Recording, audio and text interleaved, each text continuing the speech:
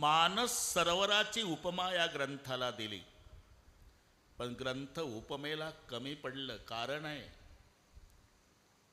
मानस सरोवरामध्ये स्नान करायला जावं लागते, हे मानस भक्ताच्या घरी येते. एक फरक, मानस सरोवरामध्ये पाणी आहे, इथे सिद्ध संताची वाणी आहे.